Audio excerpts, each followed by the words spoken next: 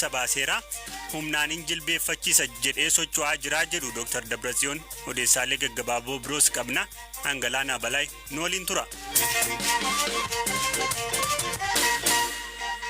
Godina Wallagga Lixaa aanaa Gullisootti namoonni nagaa lakkoofsi isaanii hin ibsamne haala sukkanneessaan hidhattootaan ajjeefamuu mootummaan naannoo Oromiyaa hime. Ajjeechaan kun loltoota ABO shaneetiin raawwatame ka jedhu mootummaan naannoo Oromiyaa lakkoofsa namoota miidhamanii ifatti kan hin ibsine waggaa ta'u namootni ijaan argineerraa jedhan garuu 60tu lubbuu dhabee jedhu. Eliyaas Mulugeetaa dabalee isinitti hima. Ajjeechaa dilbata kaleessaa raawwatame kanaan haga ammaa lakkoofsi namoota du'anii ifatti kan ibsamne yogguu ta'u mootummaan qaama hidhate ABO shaneeti jedhuun akka raawwatame ibseera. Jiraataan naannichaa maqaan isaanii akka dhahamu hin barbaanne tokko BBCtti akka dubbatanitti bosona seenanii dhokachuun lubbuu akka oolan dubbatu. Kan eegalee guyyaa Sanbataati. Erga waraanni mootummaa iddicha dhiisee bahee naannoo sa'a 5tti ABO shaneen gale. Guyyaa sanaa fi kaleessa erga maallaqa mobaayilaa fi qabeenyaa saamaa oolanii booda sa'a 11tti walgahiin jira jedhanii namoota waaman. Walgahichi mana barnootaa keessa ka ture waggaa ta'u walitti qabanii boombiif rasaasaan fixan. Namoonni dirqamaan sodaatanii kawaamamanii deeman. Anaa fi namoonni kaan wayita jarri saamicha eegalan sodaannee bosonatti baqan. Warra dhiirotaatu baqatee bosonatti gale. Dubartootaa fi jaarsolii achumatti dhiifnee bosonatti galle. Erga akka lakkoofsa Itoophiyaa bara 1977 irraa kaasee gandicha akka qubatan kan dubbatan namni kun ergasii bakka dhokatan irraa bahuun mana barumsichaa dhaquun waan ta'e ijaan arguu dubbatu. Bakka dhokanne irraa baanee wayita ilaallu wanti hunduu daaraa ta'eera. Amma dhiyoo kanaa asitti humni mootummaa naannicha gaheera. Reeffa jirus guuraa jiru. Ajjeechaa kanaan obboleessi koo tokko du'eera. Eessumni koo jaarsa ta'anii fi ilmi isaaniis maatii isaanii waliin du'aniiru. Buufata qubannaa ganda gaawwaa qaanqaa jedhamutti manneen jiran hunduu barbadaa'aniiru. Ani kan ija kootiin arge reeffa 54 lakkaa'eera. Dhimma kanarratti kan dubbifne dubbi himaa mootummaa naannoo Oromiyaa obbo Geetaachoo Baalchaa ajjeechaan kun gocha shororkeessummaa fi dukkana daheeffatamee kan raawwatamedha jedhan. Kaleessa garaa galgalaa namoota nagaa bifa maqaa walgahii jedhuun walitti qabanii namoota sanarratti dhukaa darbachuudhaan namoonni sun miidhaan akka qabu ta'eera kan jedhu gabaasni qabnu kan agarsiisu miidhaa kana kan qaqqabsiisan kanaa duraa bifa adda addaatiin maqaa Oneeg Shanee jedhuun kan ofiif kennanii naannoo sana keessa socho'aa jiran humna hidhatee socho'u maqaa uummata kana bifa walgahiitiin jedhanii waamicha godhanii fi waamicha sanarratti dhukaa gidduutti darbachuudhaan namoonni akka miidhamanii gabaasni nu qaqqabe kan agarsiisu ammammaatti nama du'e lakkoofsa baay'ee akka ta'e hin ka'a garuu lakkoofsa sadhumaasaa qaamni achi jiru sun gadi bu'ee akka inni qulqulleessee gabaasaa godhuu fi eegaa jirra. Taateen ta'e taatee baay'ee nama gaddisiisu gocha sookkanneessaa uummata nagaa irratti raawwate humna hidhatee jiru miti humna eeggeessaa mootummaa ta'ee jiru miti jiraataa gandaati. Uummata jiraataa ganda sanaa keessatti jiru irratti tarkaanfii fudhatame akka inni ta'edha. Gocha shororkeessummaa hamaa ta'e akka ta'edha kan gabaasa qabnu. Ammaatti gabaasa nuyi qabnu boombiitti darbatamedha. Bakka namni walitti qabamee jiru sanattidha. Yeroo tokkoffaa yeroo itti walitti qabaman sun yeroo itti walitti qabamuu malu miti halkanii. Lammaffaa immoo namoota walitti qabanii boombiidhaan gubuun maaliif akka barbaachise wanti beekamu hin jiru. Gocha shororkeessummaa hamaadha. Gocha gara jabina hamaadha uummata kana keenya irratti kan raawwatame. Gocha gara jabina kana bifa addaatiin kanaan duras naannoo Oromiyaa bakkee garaagaraatti nama jiraatti ibiddatti qabsiisuun jiraatti bishaanitti darbuun qabanii suukkanneessuun akkasii gochaan akkasii raawwatamaa ture kan raawwatamaa turanii. Maxxansa fuula Feesbuukii Biiroo Dhimmoota Kominikeeshinii naannoo Oromiyaa irratti dhiyeenya kana baheen ammoo ABO'n shanee murna TPLF'dhaan deeggaramu maqaa walgahiitiin uummata walitti qabuun bakka walitti qabamanitti fanjii dhoosuun badii guddaa qaqqabsiiseera jedha. Ministeerri muummee Itoophiyaa Abiy Ahmed ajjeechaa kana hordofee ibsa fuula miidiyaa hawaasummaa isaanii irratti akka barreessanitti taateen kun eenyummaa irratti kan xiyyeeffatedha jedhan. Ministeerri muummee Abiy bakka haleellaan kun itti raawwatetti qaamonni nageenyaa bobba'uun tarkaanfii fudhachaa akka jiranis himaniiru. Komishiniin mirga namoomaa Itoophiyaa ibsa galgala kana baaseen haleellaa kanaan ajjeechaa jumlaa jechuun kabalaaleffate waggaa ta'u namootni lubbuun isaanii darbe 32 ol akka ta'u ibseera.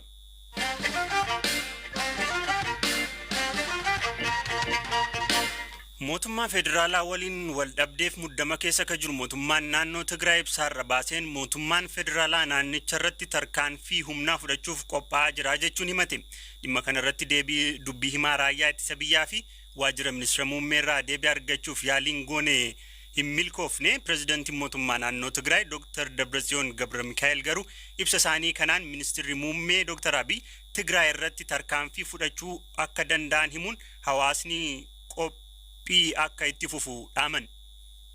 ናብ ሓይሊ ሲኸይድ ኣሎ መንግስቲ እዚ ብጉልበት ኩሉ ጸጥታት ኩሉ ናይ ሚዲያ ወፍርታት ኩሉ ኢኮኖሚ mootummaan kun gara humnaatti ce'aa jira. Dhiibbaa hedduu, duula miidiyaa hedduu, uleewwan diinagdee hedduu booda amma immoo humnaaniin jilbeeffachiisa jedhee socho'aa jira. Agarsiiftuun hedduun jira. Humnaan wanti furamu homtuun jiru. Garaagartummaan siyaasaa humnaan furamuu hin danda'u. Deebitee marii siyaasaan hiikuu dandeessa. Aangonis yoo ta'e filannoon malee karaan biraa ittiin furamu hin jiru. Garaagarummaan siyaasaa garuu sadarkaa amma jirruun nu ga'eera. Kana kan jenneef qophiiwwan waan jiraniif agarsiiftuun tokko raayyaan ittisaa akka qophaa'u itti himamuu isaati. Dr. Dabratsiyoon ibsa isaanii kanaan muddamni jiru karaa nagaa mariin akka furamu fedha qabaachuu isaanii himaniiru. Itti dabaluunis fedha rakkoo jiru nagaan furuuf qaban ilaalchisee hooggantoota biyyoota biroof xalayaa barreessuun beeksisuu himaniiru. Haa ta'u malee rakkoon kun karaa nagaan furamu yoo ta'e nuti qophaa'aa jirraa jedhan. ሕዝቡን ንሕና ሰላም ኢና እንደሊ ትግራይ ውግእ ይትደልን Nuti ammas nagaa barbaanna. Tigraay waraana hin barbaaddu. Hiyyummaarraa of baafachuu barbaadde. Waraanicha hin barbaannu.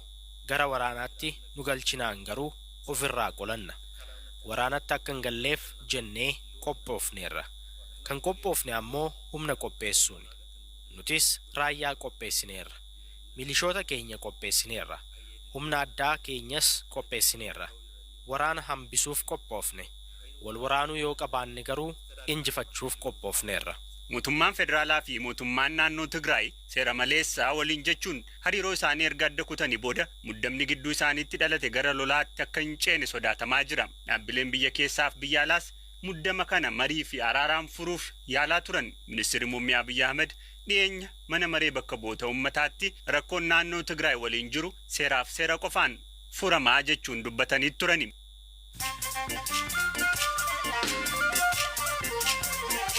Gidduutti immoo deessaalee gaggabaaboo muraasa obbo Lidatu Ayyaaloo hospitaala laandmaarkitti yaalii akka argatan manni murtii waliigalaa Oromiyaa ajaje.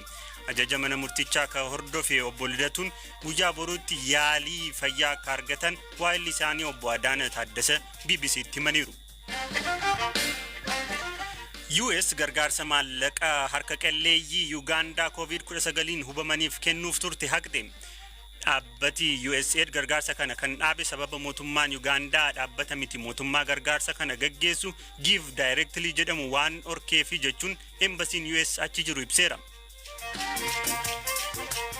Daarektarri olaanaan dhaabbata fayyaa addunyaa Dr. Tedros Adhanom nama koronaa vaayirasii qabu waliin qunnamtii qabaachuun isaanii waan barameef adda of baasuu ibsanii jiru.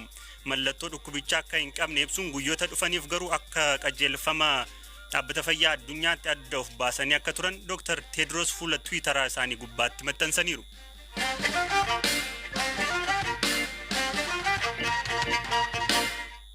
Akka lakkoofsa Itoophiyaa onkololeessa 13 bara 2013 magaalaa Naqamtee keessatti ajjeefamuun dargaggoota magaalittii 5 erga dhaga'ame eenyummaan dargaggoota kanaa gaaffii ta'ee jira.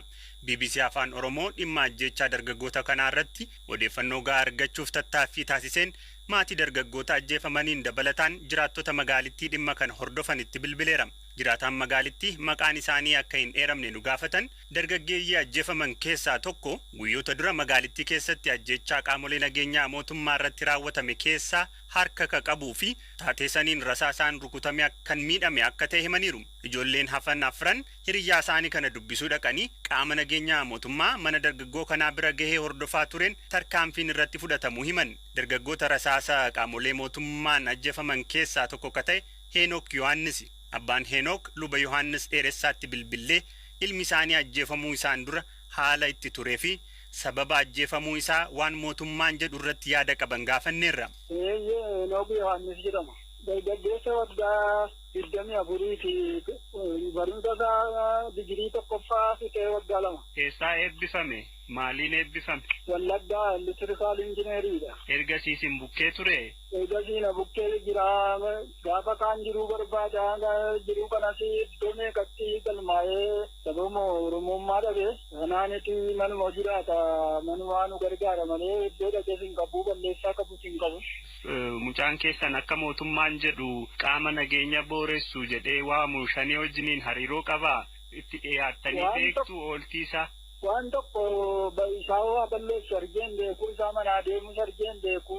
Finfinnee dhaqee hojii barbaacha Finfinnee dhaqee haatisaa dingata na dura dhukkubsattee jennaan haadha fiduudhaaf dhufeet malee waan addana keessaa waan keessa jiru hin qabu. Ganama gaafa sanaa ciree nyaatee bahee hiriyoota isaa wajjin hiriyoota isaa ilaaluu dhaqee lafannee gaa akkatti wanti kun isa mudate waan an beekuyyuu hin qabu. Warra shaniidha jedhamanii mootummaan ibsu wajjiniin hariiroon qabu?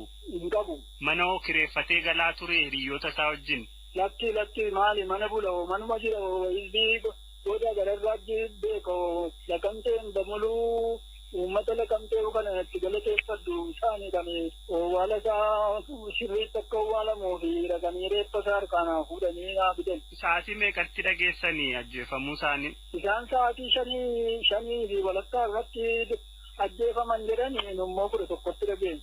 Yoom argattan reeffa mucaa keessanii? Reeffa mucaa keenya ammoo onkoloolessa 14 nu laatanii jennaan gaafasuma owwaalle. Nama siliipteriin mana keessa ollitee taa'u qabuutuu danda'anii ajjeesuun sirriidha jechuudha. Dargaggoo biroon ajjeefame Raaguweel Haayiluu ammoo barataa Yuunivarsiitii Wallaggaa muummee injinaringii waggaa lammaffaa ture. Abbaan isaa obbo Haayiluun ilmi isaanii waggaa lama dura osoo yuunivarsiitii irraa deebi'u qaamolee mootummaan erga qabame haga guyyaa reeffa isaa arganitti achi buutee isaa dhabuu dubbatu. Umurii waggaa 21 barataa Yuunivarsiitii Wallaggaa injineringii baatii lammaffaa jalqabee osoo jiruuti kan inni bara 2011 achi mana barumsaa sanarraa utuu inni galuu naannoo marfataa magaalaa Naqamtee keessatti marfataa konkolaataa irratti gadamanii qabame. Achi erga qabame booda fuudhanii Adaamaa mana murtii olaanaatti yeroo beellamaatti nutti deddeebisanii bakka isaan buusan hin dhabe. Achi booda azuuteen isaayyuu nan dhabe bakka utuma kanaan teenyee yookiin du'eera yookiin hin jirru jenneetu teenyee eegnu namni rukutamee du'eera magaalaa Naqamtee bakka Qassoo jedhamutti jedhanii jennaan calluma jennee utuma jennu Facebook irraa argine namoonni qeerroonii nu dhoksanii maatiitti dhufanii nutti himanii nuti bakka waan jennu sin namni dhaqanii mirkaneeffatanii dhufanii buleessaa kun gaafa jimaata torban jimaata dheengaddaatti qidaameessaa uummanni fi abbaan gadaa dhaqeetu reeffa karanuu fide yeroo mucaa koo laalu mucaa mokooti. Mucaa kana waggaa lamaa wayiidha arganii ija kootiin argee. Sana dura akka mootummaan jedhutti warra abbaa torbee waliin ta'uudhaan ajjeechaa raawwachuuf utuu jedhaniiti jedhu warri mootummaa. Sadarkaa sanatti nama socho'aa turedha Raaguweel. Dhimma kanarratti waan inni hiriiree yookiinis immoo raawwii kana raawwateera kanan jedhu hin qabani dhibbaadha. Gamtaan Awurooppaa haalli nageenyaa Itoophiyaa yaaddessaadha jedhe ibsa galgala kana baaseen humnoonni hiree qaban hundi waraana maqsuuf akka hojjetan gaafateera. Dhaggeeffattoota keenyaa qophiin har'aaf jennee qopheessine asuma irratti xumurama. Akka qopheesse Eliyaas Mulgeetaa tooraan kan isin biraan gahaa ture Galaanaa Balaa waan nu hordoftaniif ulfaadhaa nagaan bulaa.